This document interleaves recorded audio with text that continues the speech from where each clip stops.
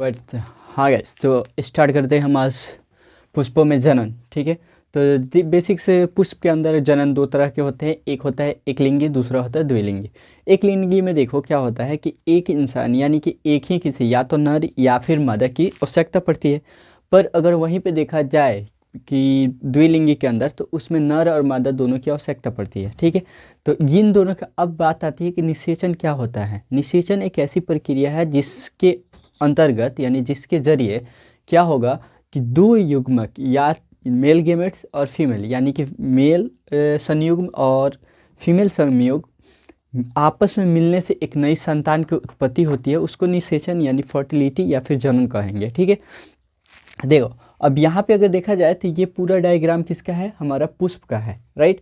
तो इसमें पुष्प में इधर वाले जो भी हिस्सा है जैसे वर्तिकार्ग है, वर्तिकार्ग यानी कि स्टिग्मा, स्टिग्मा ये होता है हमारा किसका, फीमेल का पार्ट्स होता है। और वर्तिका यानी स्टाइल्स किसका होता है, फीमेल का पार्ट्स होता है। ठीक है, और यहाँ पे अगर और एक और पार्ट्स होता है अंडाशय यानी ऑर्वेरी। ये तीनों पार्ट्स किसके अंदर आते हैं, फीमेल के अंदर। अगर वहीं पे बात किया जाए मेल के अंदर, तो मेल के अंदर आएगा आपका परागकोश और होता है तंतु यानी कि फिलामेंट्स। ठीक है, दलपुंजी वो होता है जो बाहरी वाला हिस्सा होता है, उसको दलपुंजी बोला जाता है।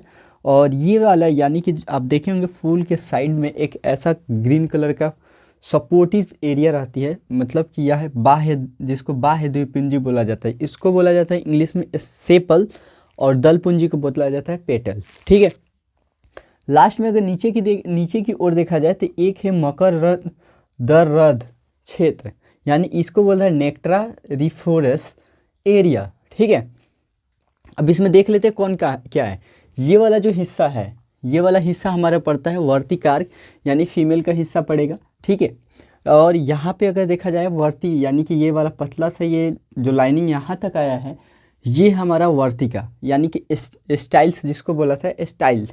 ठीक है, स्टाइल बोला जाता है। ये दोनों फीमेल्स का पार्ट है, और इसी से जुड़ा हुआ नीचे की तरफ होता है अंडाशय यानी ओवरी होता है। ठीक, इसके आगे अगर मेल गेमेट्स के अंदर यानी मेल के अंदर आया जाए, तो मेल के अंदर में होगा सबसे ये वाला जो हिस्सा है, यानी कि यहाँ पे जो देखने को मिल रहा है ये है हमारा परागकोश यानी कि मेल का जो एंथर जिसको बोला जाएगा, यानी इंग्लिश में एंथर बोलते हैं, परागकोश होता है। ठीक,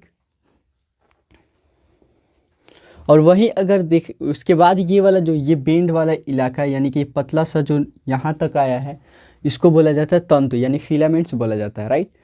और इस यहाँ पे देखा जाए दलपुंजी यानी कि फूल का जो बाहर वाला ये जो पंखुड़ी भी बोलते हैं इसको, या फिर दलपुंजी बोलते हैं। तो ये पंखुड़ी जो है पेटल बोला जाता है ये बाहरी हिस्सा को, और ये वाला जो लास्ट होता है जो पंखुड़ियों को सपोर्ट करके रखा रहता है, उसको बोला जाता है बाह्य दलपुंजी यानी कि बाहरी जो पंखुड़ी बोला जाएगा। ठीक है, उसको इंग्लिश में बोला जाता है सेपल कहा जाता है। और लास्ट जो है ये वाला हिस्सा, इसको बोला जाता है मकरंद क्षेत्र। ठीक है, मकरंद क्षेत्र बोला जाता है यानी कि नेक्ट्रा रिफेरस एरियाज। तो ये कुछ हमारे किसका फूल यानी कि पुष्प के पार्ट्स रहे हैं।